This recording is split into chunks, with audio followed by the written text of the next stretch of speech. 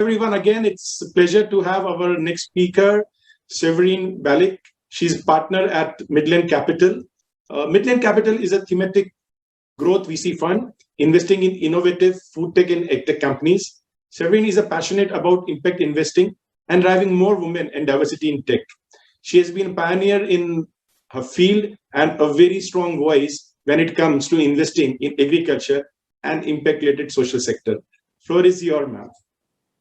Thank you very much, Deepak, for inviting me. I'm delighted to be with all of you today. And I'm excited because I think that there was never a better time for us women today in agriculture, entrepreneurs, investors, activists, policymakers to really work closely today to invent, promote new ideas, finance technology and solutions that will help us all to feed the 10 billion people in a more sustainable way today while trying to address some of the climate change issues. And what I find interesting today is that if we try to look back, and I hope that the pandemic and the months that we've all been stuck at home will allow us to bring some of the insights and lessons of what we saw. And for me, what's interesting is that all of us for decades, we all relied on our industrial farming, big crops, pesticide, fertilizer, animal factories to really grow and scale our food. So in a sense, we collectively did this at the cost of all actually wrecking our own global ecosystem and our own health. And we are all, in a way, responsible for polluting our land, destroying our soils, depleting our food of most of its nutrients, while really damaging our health, our environments, and even the sustainability of some of the farmers' business, because we see globally there are less and less farmers, and sadly a lot of them are committing suicide. So I think, ironically, we all today are creating part of the disasters of our food system. And if you look globally at diabetes, obesity, cardiovascular disease, cancer, they just result from the food we eat and by the way our food is produced today. We now have all the evidence that sugar is making us sick, that it's killing us. We see that particularly in the US, where we see crippling cost on healthcare. On our system, we see life expectancy dropping in front of our eyes. And I think as a parent that it's quite sad that despite the way we are all have more money and created more wealth the last 20 years, actually our generation have a shorter life expectancy than our parents had decades ago. So I think that consumers today should not try to find the next fad about how to be healthy, how to stay young, and think about the next pill or the next recipe. There's no recipe today. And I think that the culprit was the food that we eat and the system that was behind the food we produced. And the secret today to our health and to restore our agriculture and to try to bring a more sustainable way to eat is just to go back to some wisdom about how we used to produce food.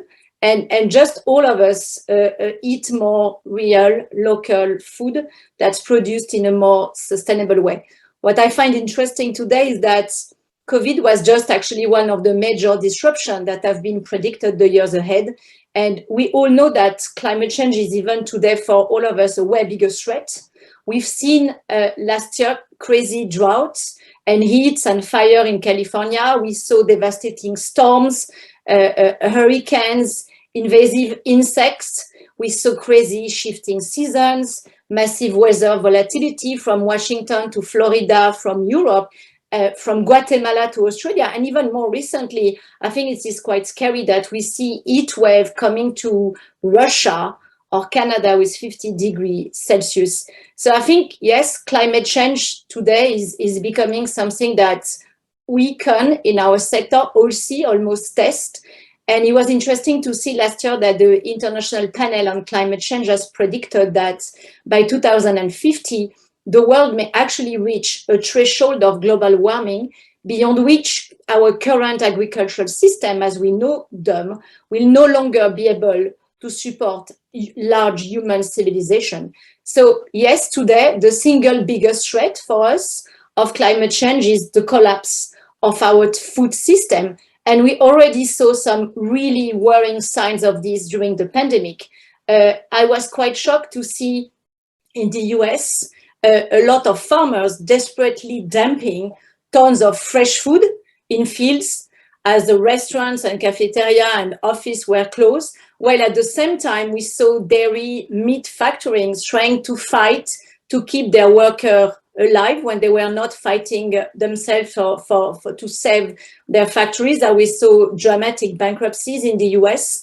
And at the same time, we saw thousands of people that were queuing at food banks, including single working moms, students, kids, and not just in the US. For the first time in Europe, some governments have to step in. We saw that dramatically in the UK, in France, because suddenly students and kids at school couldn't afford to just have meal, and the governments have to massively support to provide food to people. So yes, our food system today have not been designed to adapt to this major disruption like COVID. And there is definitely an acceleration of climate change today. But what I want to say also today is that we have to address this challenge, because this will define progress as for all of us as society in the coming future. But I am an optimistic, and there are good news. And the good news is that we, women, entrepreneurs, farmers, investors, academics, non-profits, activists today are working together more and more closely to rethink completely our food system to address some of these challenges and find solutions. We used to see pre-COVID that there was still quite a binary approach when people were looking at our food system. You had on one side some people, scientists, biologists, farmers that really wanted to go back to the roots about how we used to grow our food pre-industrial farming age, and bring back some of the wisdom about permaculture, how to better use crop rotation, etc. While on the other side, the science, some scientists, Silicon Valley type and other guys, wanted to push science further in order to really scale robotics, automation, all the way to sometimes even replace farmer. I believe that you don't have to be in any of this camp. Like, I don't think today that you have to be vegan and be opposing vegan or not vegan. I think that doesn't make much sense today. And one of the lessons for me of the pandemic is that there are plenty of solutions on both sides, and we have to all work together, scientists, biologists, VCs, scientists, to really try to find the best solutions, to really embrace on both sides the best ideas, and try to really use microbiology, robotics, AI, machine learning, gene editing, anything we find to really accelerate the change in our food system towards better sustainability. And I'm not a scientist, I'm not a microbiologist, but I still remain fascinated by my sector, because I see that we're still at the very beginning of just unlocking some of the mysteries and secrets that is just below our feet in the soil. And what's happening with microbes and plants and insects. And I am convinced as an investor that a lot of the solutions are actually in the soil and will allow us to solve some of these climate change issues. And I feel humbled, because if you look at this potential of the soil, it's something that we actually just find to discover. And as an investor, this is something that till 2-3 years ago, I didn't really know very well. But I think that's one of the most interesting part of looking today, because there's a huge amount of potential to unlock innovation in the soil. And if we just try to think about it for a second, there's more carbon in our soil than there is in the world's vegetation globally, including the tropical forests, grasslands, all our cultivated system, and every kind of flora we can imagine on the surface of Earth. And that means that even with just a very small change in the amount of carbon we could store in our soil, we could collectively make a huge difference to improve our Earth's atmosphere. So just saying this as a way to see that I think we all collectively need both of this approach. We need the wisdom of going back to using the natural ecosystem that we have, from microbes, fungi, insects, all the way to the most advanced technology that we have, AI, robotics, automation, machine learning, to really help us fight climate change and produce better and more nutritious food while sequestrating carbon as much as we can. And the challenge for us today, investors, entrepreneurs, and academics, is to borrow from both sides. Just trying to give you a bit of background about me. I've been investing in food and ag for the last 7 years. Used to work for an impact fund in London, and joined 2 years ago Middleland Capital. And what we do at Middleland Capital is that we are investing holistically across the entire food value chain, trying to really find the best innovation that advance better food and better health for all stakeholders. We have backed so far, we started back in 2010, we've been investing for over 11 years. We've backed 21 companies, entrepreneurs, scientists, farmers, who have been all emulating this approach of inventing technology and solution to really find solutions to produce better food while protecting and restoring our environment. And I think that today we have huge opportunities to keep accelerating this change. And as an impact investor and as being based between Europe and US, I think that this is an extraordinary opportunity to accelerate the pace of change in our ecosystem. Perfect, Severine. Actually, very, very well articulated. And I would say, there is a resonance in whatever you said. And actually, myself being an entrepreneur in digital tech area, then now being myself a farmer, 6 years back when I started my journey, being a technocrat, author of books on 4G, 5G, and all sort of AI and ML, I thought the digital technology can actually solve most of the problems. And that is where actually as a technocrat, you are always optimistic that this is going to solve the problem. When I got into agriculture, the first thing I realized, was that more you play with the nature, the more negative impact you'll be doing. And if we see today, $8 to $9 trillion food and beverage industry altogether, is creating $5.6 trillion worth of negative impact. Now, that is what we have created to our food system. And as you rightly mentioned, some of the food which we have been consuming, that's atrocious. 8,000 liters for 1 kg of sugar, right? Should we be doing that? And as you rightly said, that industrial agriculture, it served its purpose because we were food insecure, we were having challenge of feeding the world. But now we are in a scenario where actually, the biggest disaster is going to happen because of climate change. It's bigger than the COVID. It's bigger than anything which we see.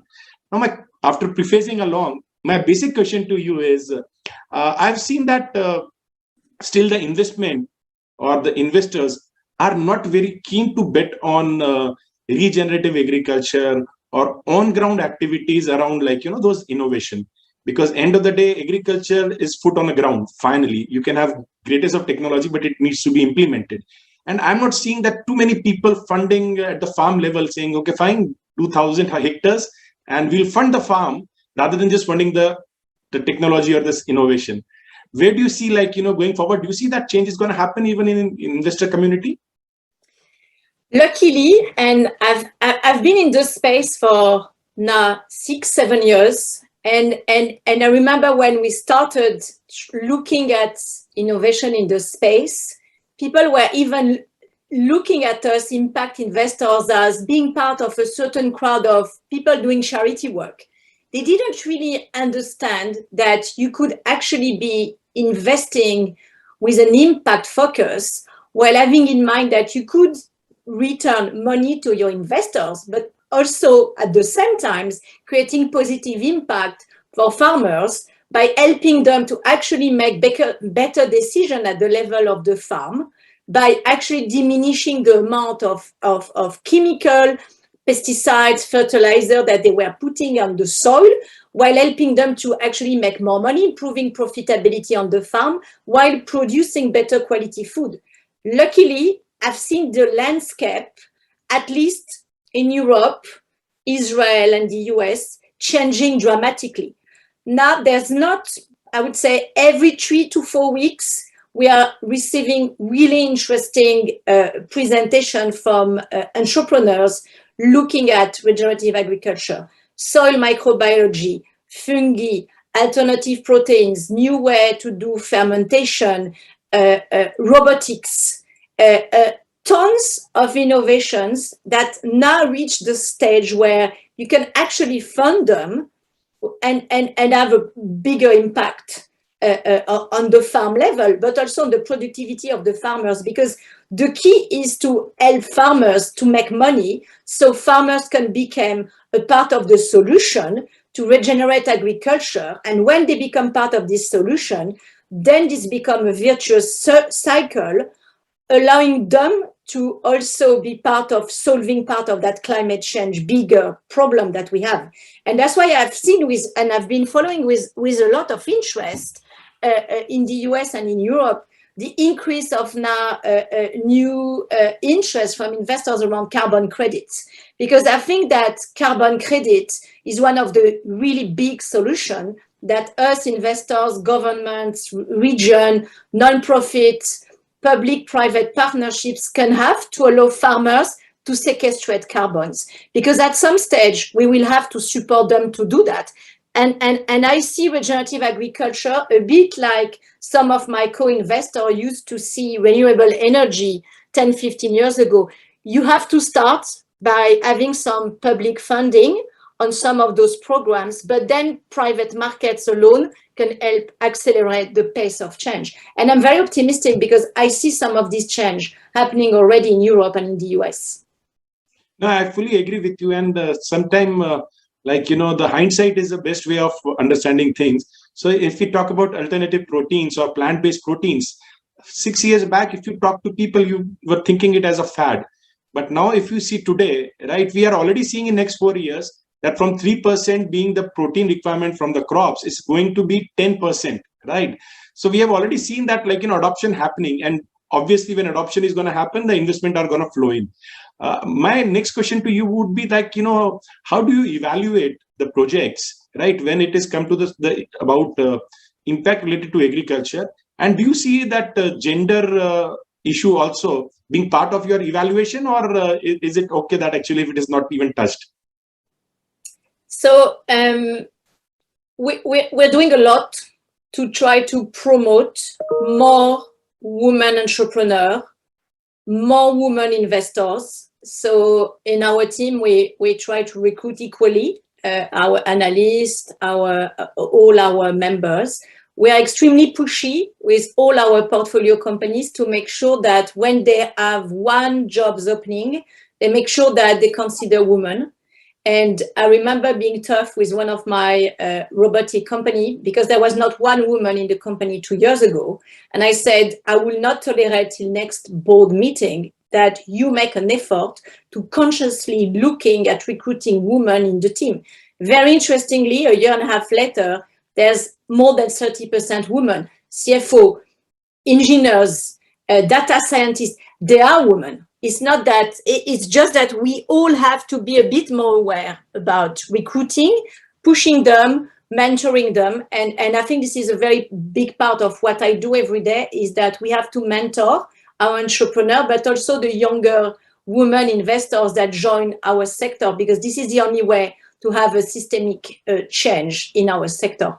On your question about evaluating impact, for our new fund, we have an even stronger focus now on impact. So when we look at a new investment, we really make sure that we have no negative impact. We really assess strictly the materiality risk of every potential investment.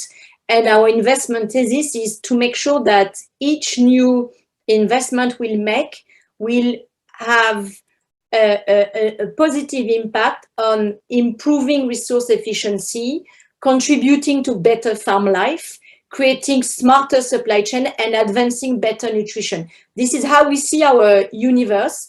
And if this doesn't fit that box, we won't consider the investment. Then when we decide to make an investment, we have a very strict way of assessing impact. And then we work very closely with the team to support them and allow them to improve on their journey to create long-term positive impact. And I think that's the only way to work together closely with them and with also other co-investors.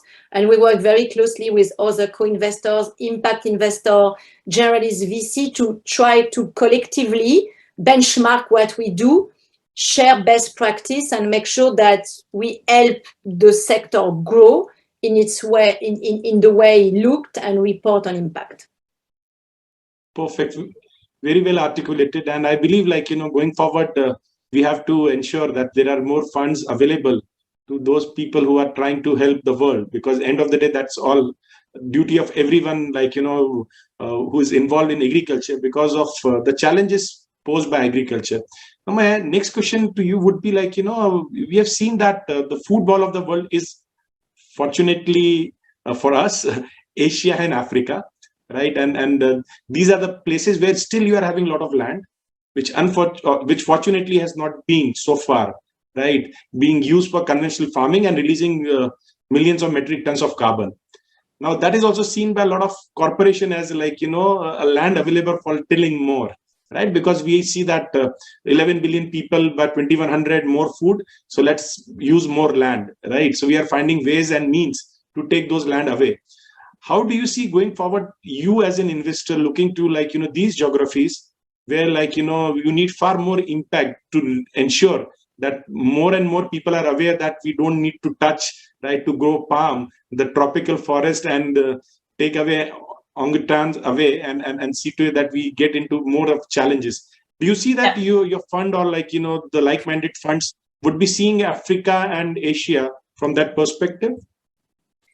Two things I want to say. The first is that our geography is exclusively Europe and US and and Canada, but we, with a lot of interest, are following what's happening in other emerging markets. Africa is extremely close to my heart because I grew up in Africa. My family is still in Africa. And I think that we're also learning a lot from these emerging markets. So, for instance, something that we are not talking enough about in agriculture is that we all, as tech investors, trying to push more technology in the farm. But what people tend not to understand is that in the US alone, there are 48 million farmers that have very poor access to data because they have poor quality coverage for Wi-Fi and data. In Africa, this is even worse. In India, it's the same. So I think that the digital divide is something that should be a national priority. And I'm quite happy to see that now in the US, the new National Secretary for Agriculture has recently addressed that issue, that you can't try to push more technology in the field if we don't allow farmers to have access to Wi-Fi and good connectivity. This is the same in Africa.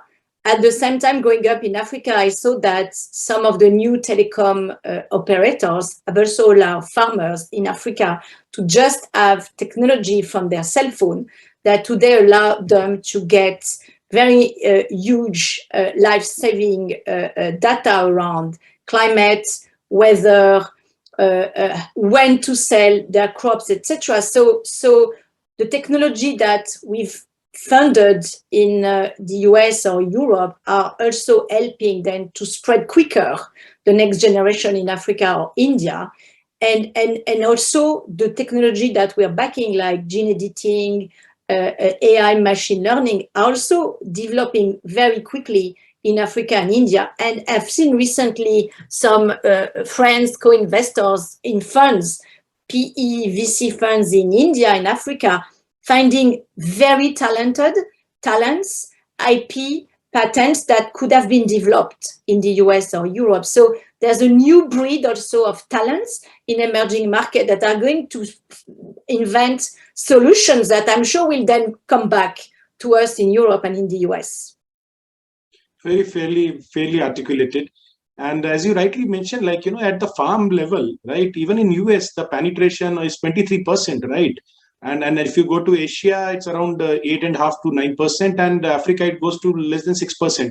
So those challenges are also there.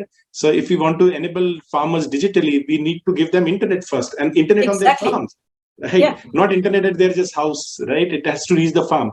Now that brings me to the last question. I would love you to talk about your little bit of motivation, why you are supporting agriculture, and also some parting comments to young ladies who want to be in agriculture and those remaining 50% of the world, which happens to be the male, right? How or why they should support women in agriculture. Yes, so this is a question very close to my heart. So this is a very personal, answer that I'm going to make that I hope will help women out there. I was not working in food and ag till 10 years ago, but on my personal life, I was, because I was doing two things. I was supporting regenerative agriculture here in the UK, being on the board of the Soil Association. And I was at the same time supporting the Institute for Cancer Research, trying to unlock new therapy to find cancer. Because one of my closest friends and member of my family was an amazing doctor in the US, who very early on, when he turned 30, got brain cancer and realized that most of us today were sick because of the food we were eating.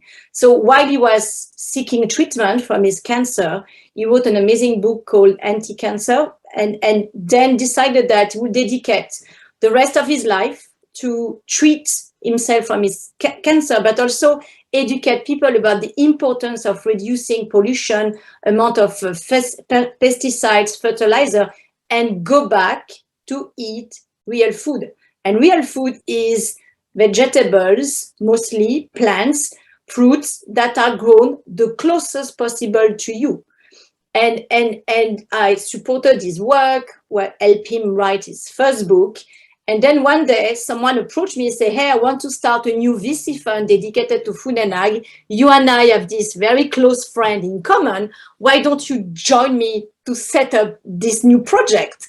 So what happened is that 10 years ago, I was confronted to what we call cognitive dissonance. I was doing finance on my professional life, and I was pursuing my passion around educating and pushing people about eating better and promoting more regenerative agriculture. So I found a way to luckily bring back those two things close to my heart together. And I've been doing that now the last 8 years. So that explains my passion for the space, but also my passion to educate, talk, share, and encourage women to step in and do it, because there's no age to do and follow your passion. We've backed entrepreneurs that were in their 40s or 50s as more than we actually funded young entrepreneurs. You could have been doing anything at some stage and then suddenly be willing to work in food and ag because you realize when you had a baby that you wanted to feed him better, you became a vegan, whatever reasons. I think that it's really important to follow your passion. And I think that early on in the process of, if you're an entrepreneur and looking for funding, you have to find allies. So I think it's very important when you start working on a project to start approaching investors early on, to tell them what you're trying to do, show them what you're trying to do, because you need to confront your business plan ideas with people that can support you. And along the way, those people will then help you making introduction. And that's how it works. Something important is that as a woman, I was not just supported by women, and I have, in fairness, to recognize that on the way, there were a lot of allies that were men, mentors, teachers, friends that help. So it's not just women helping women. You will see sometimes women are helping, sometimes they're not. So it's just build your circle of allies and keep your passion, because at the end of the day, you will succeed. Maybe not the first time, but the second or the third time. And that's what matters today. Super, super awesome. Right. Have strong allies, ensure you follow a passion, and the world will try to support you. So and also I think that's great that today you're here to prove that you can be talking with a French girl in London working for a US fund, or an Israeli in India, or an India in New York. It doesn't matter. You need to confront your views. Also, I think this is really important to people that outside your comfort zone and different, because people have different ideas, and you need to expose your views and your business to different people that will help you refine your idea. Perfect. And these are pearls of wisdom coming from you. And I love when you talked about and reach out and really, I'm very happy. Our emails are on our website. So if anybody needs advice, mentorings, we are always happy to talk to young entrepreneurs. That's great. Thanks a lot for stating that, because unfortunately what happens is that founders or young entrepreneurs, they have this inhibition of accessing people. So I would request all of you, please see to it that you take help from Severine. She is having a huge body of work behind her, and it would be awesome. And if you can take her advice, because I believe success stories are just waiting to happen. It's only a matter of time. Thanks a lot. Nice to meet you all. Thank you for having me. No, my pleasure. In fact, next we'll be talking Africa. And excellent. actually, I also worked a lot in Africa, and believe me, I love one phrase where they say that actually I'm African not because I was born in Africa, because Africa was born in my heart. So exactly, and Africa is still in my heart, so I'm African at heart. Exactly. So my love to everyone in Africa, and we'll have next speaker. Thanks, Severine. Thanks a lot. Thank you very much. Yeah, cheers. Bye.